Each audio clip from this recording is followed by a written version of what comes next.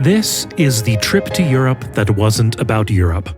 Episode number 165 of the Intellectual Investor Podcast. Thanks for listening. Would you like to get the best articles by Vitaliy from 2021 packaged with some art in a beautiful PDF? Head to contrarianedge.com/almanac or follow the link in the show notes. The Trip to Europe That Wasn't About Europe.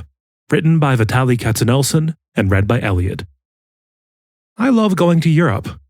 Sitting in cafes, watching people and sipping Americanos, waking up early in the morning and strolling through empty cobbled streets, eating wonderful food, and not paying attention to its caloric content. I was in the 8% zone of my diet.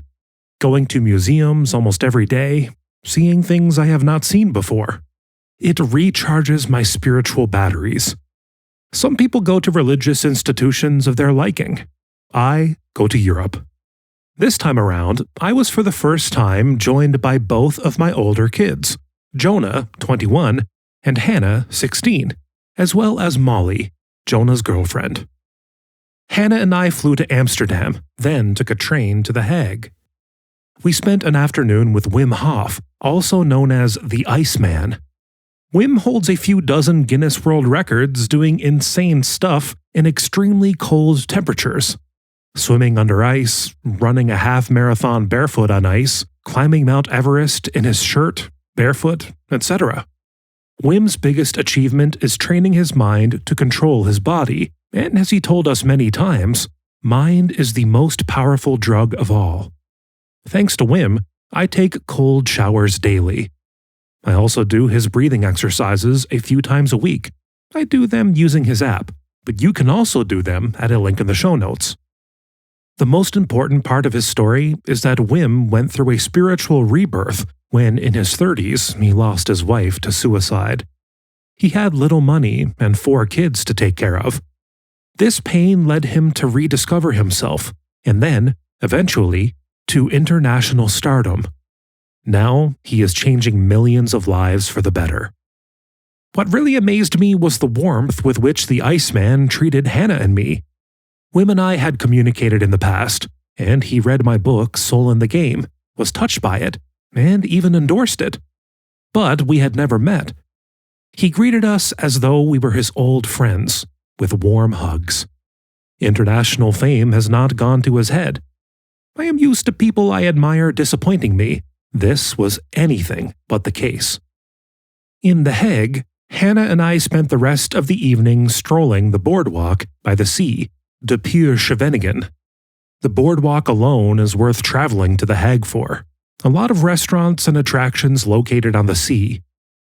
The next morning we spent at Mauritshuis, a small museum that houses some wonderful paintings, including Vermeer's Girl with Pearl Earrings, a painting you have to see in real life to fully appreciate. Vermeer's custom-made paint doesn't show up in photos. The following 2 days we spent in Amsterdam, the Venice of Northern Europe. We did all the typical touristy things, walked the streets and ate French fries dipped in mayo for lunch, took boat tours on the Amstel, rode bikes, relaxed in the park. We visited the Van Gogh Museum. Hannah thought we'd spend 30 minutes there. To her surprise, we spent 2 hours, and we had to leave because the museum was closing. Then, Hannah and I flew to Zurich, where we were met by Jonah and his girlfriend, Molly. We rented a car, and our Swiss-French-Italian adventure began. You can find a map of our journey at a link in the show notes. We stopped in Bern for lunch and spent the night in Montreal, a gorgeous little town on Lake Geneva. As we were walking by the lake, we started seeing statues of famous musicians, and then it hit me. This is where we'd find the statue of Freddie Mercury, featured on his last posthumous album, Made in Heaven. Queen had a studio in Montreux, which we did not get to visit, left it for next time, because we had to hurry to our next stop, the Charlie Chaplin Museum. Interesting factoid about the creative process. Chaplin shot over 400,000 feet of film for a final film length of 5,250 feet. Editing is creating. This was the second time I had visited this museum, After the first visit, I dreamed about bringing my kids there. We had lunch in Lausanne. Our next stop was the Patek Philippe Museum in Geneva, the least interesting museum we visited. But I learned an interesting fact. The Swiss should thank the birth of their watch industry in the 16th century to the religious establishment headed by John Calvin, which banned the wearing of ornamental objects, i.e. jewelry, forcing goldsmiths and jewelers to turn to a slightly different art, watchmaking. We spent the evening in the little magical medieval French city Annecy, located on gorgeous Lake Annecy. We walked the streets of Annecy, the kids mesmerized by the sudden medievalness of the city. We got up early in the morning, had breakfast, rented a boat, and swam in the lake. The boat renting experience was surprisingly easy. We gave the boat rental place my driver's license, and 3 minutes later, after some brief instructions, we were in the boat. We did not have to fill out a 5-page application, initialed in 12 places. Maybe our US legal system is a bit too litigious. The next morning we drove to Chamonix, the French ski resort located at the foot of Mont Blanc, home of the 1924 Winter Olympics. Parts of Chamonix look like a typical Swiss ski village. Cloisters or even Vail, Colorado come to mind here, while other parts remind you of Paris. Very early the next morning, we took a gondola up the Aiguille de Midi, translated from French, Needle of the Midday, which is 3 miles high. All of us are mile-high veterans. Denver sits a mile above sea level, but we were lightheaded. The kids unanimously agreed that seeing Mont Blanc was the highlight of the trip. After Chamonix, we headed to Stresa, an Italian town of 5,000 on Lake Maggiore. We had gone from Switzerland to France and were now into Italy in less than 3 days. Often we could not tell what country we were in. We had to look for clues, whether the gas station was taking euros or Swiss francs, or which telecom provider was displayed on our phones. Stresa, however, had a distinctive Italian feel. It had Italian warmth, bright colors, and architecture. The people were a bit warmer and friendlier too. We spent the night there, and after a morning walk, went to Lugano, one of my favorite towns in Switzerland. Though it is located in Switzerland, almost everyone speaks Italian. The only reason you discover that you went from Italy to Switzerland is that prices in restaurants and grocery stores are quoted in Swiss francs and are instantly doubled. We stayed in a hotel in a picturesque small town, Morcotta, 15 minutes outside of Lugano. In the evening, we went out on the streets of Lugano and were mesmerized by its beautiful lake. Lugano has its own microclimate. You see lots of palm trees there.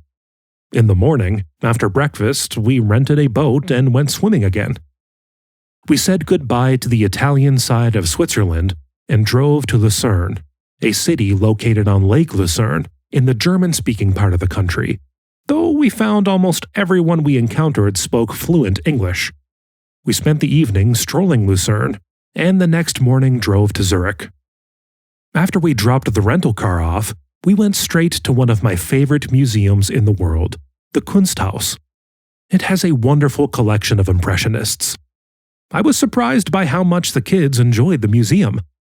When Jonah was in his early teens, he used to walk through museums as though they were a train station or airport, spending little time to look at the walls, mainly looking for the exit. Now he is enthralled by the art. I used to have to bribe the kids with sweets to go to museums. Not anymore. The bribery is paying off. We concluded our trip with dinner with my friend Guy Spear and his family. Jonah is doing an internship for the next 2 weeks at Guy's firm and will be staying with Guy's family. In preparation for the internship, Guy gave Jonah half a dozen books to read, including his own. I reviewed Guy's book at a link in the show notes. Another book Guy sent to Jonah was my friend William Green's Richer, Wiser, Happier. In this book, William interviews a few dozen accomplished value investors. His book is as much about successful, accomplished people sharing their views on life as it is about value investing. Jonah was reading it on the longer stretches of our drive around Europe, and we discussed it. It is a perfect book for Jonah to read at this point in his life. As I am looking back at this trip, it was really not about Europe, the lakes, the ice cream that we had every evening, or the museums. The best experiences were the conversations we shared while we strolled the streets or had over dinner. This trip was really about shared experiences, about spending time with your kids, and maybe seeing the world through their innocent eyes. It was Hannah's first time in Europe, and I cannot tell you how many times, mesmerized by what she saw, she stopped me, gave me a huge hug, and said, "Dad, thank you so much for this." I'd look back at her and say, "No, Hannah, thank you."